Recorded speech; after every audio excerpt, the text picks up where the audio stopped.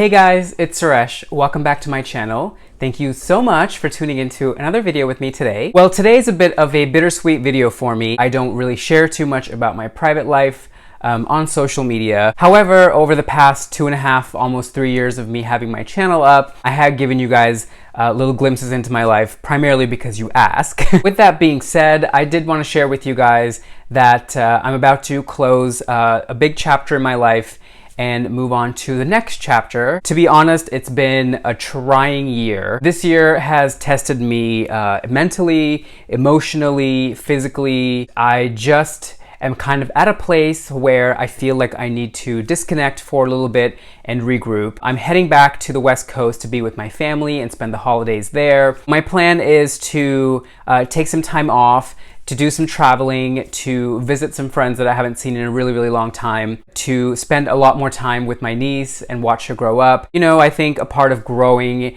and evolving as a human being is letting go of what no longer supports you and what no longer feels right, even though it's not the easiest thing to do. I wanted to share this with you guys because I have received so many messages from so many of you throughout the year, just letting me know that it's been a hard year for you. You know, you guys are going through job losses, relationship losses, friendship losses, deaths in the family. And you guys are always so sweet when you share this with me and you let me know that, you know, my content and my channel has kind of become a fun outlet for you. And I really want to make sure that I continue to keep that kind of energy in my channel, that I want to continue to uplift all of you guys, entertain you, and educate you a little bit about fashion and apparel, and just kind of create a 15-minute escape for you from whatever it is that you guys are dealing with, you know? So anyway, I am taking a bit of a break from YouTube. I'm sorry that if that disappoints many of you guys. I know that you are looking forward every week to a new video, but I will be active on Instagram for the most part, so please do go ahead and follow me there. I'm at SureshNY.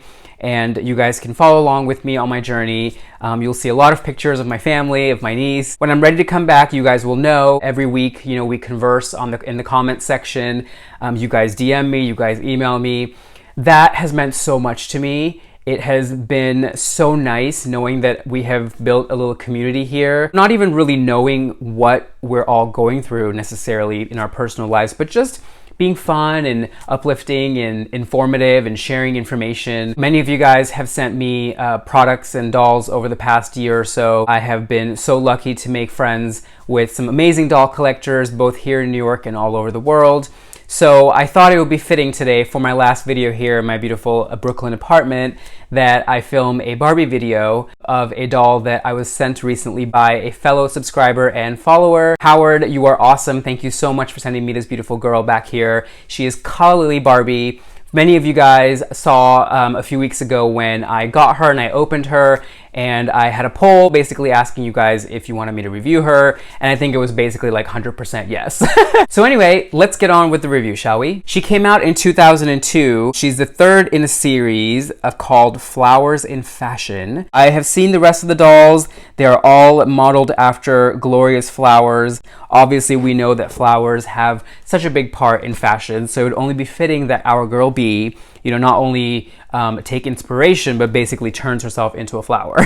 The box is beautiful. It's very green. The back of the box has a beautiful description here about the Calla Lily and about the Calla Lily Barbie. So beautiful. Love Barbie's face. Look at all those colors of makeup. Definitely giving me like 90s, early 2000s vibes. Beautiful ensemble here of white and green. Definitely has the whole Calla Lily white effect here. I see little faux pearl details, which could probably be like little dewdrops. All right, let's go ahead and get Barbie out of the box. Here she lifts out just like so. We see the base to her doll stand right back here. And then we see the plastic stand portion right back here at the bottom as well. Wow, remarkably, it has not discolored. Huh. That's amazing. And then underneath that, we have her certificate of authenticity here. These are the days that we had these beautiful deluxe certificates of authenticity. This is all in the same vein as Dior Barbie and Givenchy Barbie, which I reviewed earlier this year and last year. She appears to have the same type of body. She has the same Mackie face mold, which you guys know I love. And she has that attention to detail that, you know, I don't know that we'll ever really see from Mattel ever again, but these definitely were the glory days, right? There her shoes are in a little plastic bag, and there are her little feet. No toes. Not even a mark. Here she comes. Yay! Oh my god, look at all this fabric! Oodles and oodles and oodles of silk, honey. Holy macaroni, that is a skirt, darling. I don't know how I feel about green heels. Here is Calla Lily Barbie out of her box. And I will tell you guys, this skirt is a massive. It is big. I'm not entirely sure how it's meant to be displayed, but I'm excited to find out. Obviously, it needs a good press because it's been sitting in the box for like 17 plus years. Her ensemble is definitely more on the costume side, which is fine. I mean, she's a freaking flower, for God's sakes. But it's a nicely done flower. I definitely love her high pony here.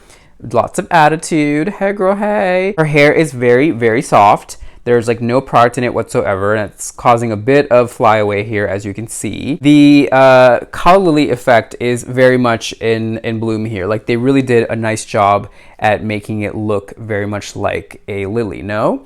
Especially with the little tip up here, gorgeous. She does have sweet little white gloves on. Underneath her skirt here, when we lift it up, we see that she has little green shoes on. There is her beautiful Barbie Collectibles tag.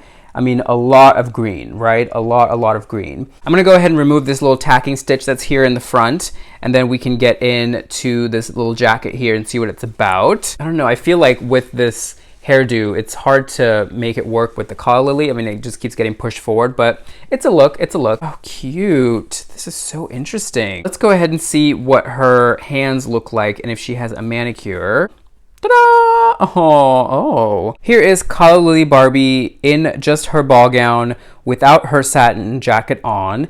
And in case you're wondering why she is not in the buff, like usually we are at this point, it is because she is sewn into the gown here. Yeah, look at that. So, right about that. I know that this is not permanent in that I could get my seam ripper out and go to town on this. However, I hesitate to do that right now while I'm filming and I'm in a bit of a rush because I don't want to snag these fabrics, and they are quite delicate fabrics. Because of that, I will leave this on. I'm sorry guys, I know that you probably wanted a bit more of a thorough review, and I did want to see what the inside of it looks like, but all the same, I can tell you that when we pull the bodice down here, we see that it is lined with a little bit of this lightweight netting fabric that we have seen before in some of the Mattel dolls. It definitely gives a little bit of structure to the fabric, and it adds some lining protection to the doll without bulking it up. I did take off those Hannah's little plastic straps because they were just gross and like discoloring. Top portion here is a traditional strapless bodice. 2 darts here underneath her bust giving her some shape. The whole thing wraps around here to the back and then joins right there. No seams or anything like that happening along the side, so it's one little draped piece. A lot of draping going on in this ensemble, I will say, and I appreciate that because that's actually how I make doll clothes, so I'm all about that, right? Here are her little hands. They do not have a manicure on them, which is disappointing. The gloves are sweet. They are a white, like they feel like a polyester charmeuse. They're stretchy, very much, you know, like what we've seen before in other gloves this size. The skirt portion of this ensemble is very, very interesting. It is a large piece. It's in this beautiful polyester blended raw silk, which has almost a taffeta-like feel to it. So it's a nice choice for them to use for mimicking foliage. I don't really know where this starts and where it ends, to be honest. All I can tell you is that when I look at this from underneath here, I'm seeing 2 different pattern pieces here. So we see one large panel here at the top and then a smaller panel there at the bottom here. And then we also see a skirt going through that everything is kind of attached to.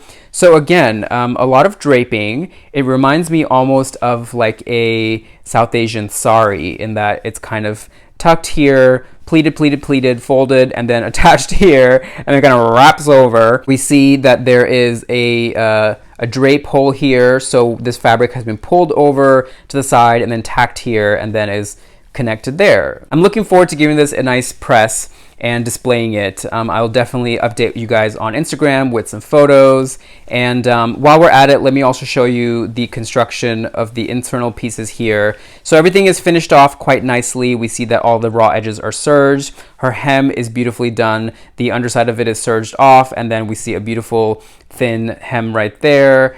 Beautiful tailoring. These are the days that Mattel really, gave a shit about what they were doing. And then her feet here are the little feet we've seen before in dolls of her era. They don't really have any sort of a definition of toes. She does not have a pedicure, unfortunately. Wonk wonk. In terms of her face, she definitely does have a very 2000s / late 90s face. Beautiful eye makeup there. Lots of interesting colors. We see green. We see some lavendery purple. She has a very goldeny kind of an eye color. Thin brows that were very much reminiscent of the time. And look at those lips. She has the outlined lip with the lighter lip color in the middle, which I know is such a big trend, so she's definitely a timestamp. Gorgeous earrings as well. I love these earrings, actually. Very much my style. Sweet little faux pearl drop earrings with gold hardware and little crystal studs there. Her hair is very, very black. It's like blue black almost.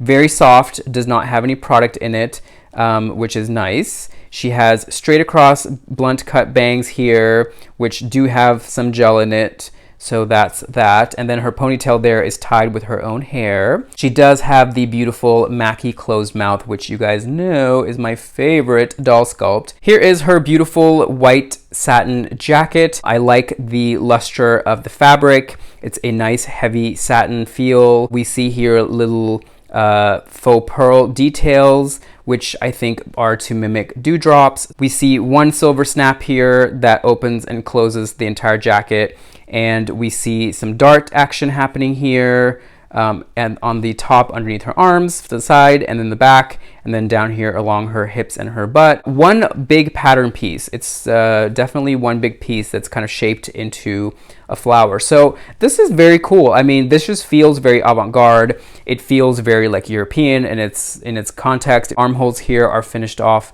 quite nicely, and that's not easy to do at this scale. The whole thing is finished off with a thick serge stitch, and generally I would not be impressed by this, but I will say that these types of fabrics tend to kind of have a life of their own, so finishing them off can sometimes be a little bit tough. But this also gives a little bit of shape and added structure to this piece. So it definitely has that Calla Lily like finish to it. Here are her little green pumps. Not a fan of these, to be honest. I just feel like the color is a little bit comical almost. I probably would have gone with like a white pump, but indeed these are the pumps that we very much remember from all of our 90s and 2000s dolls. They came in like a bajillion colors, and yeah, just wanted you guys to see it up close. So there we have it, you guys. This is the gorgeous Calla Lily Barbie from 2002.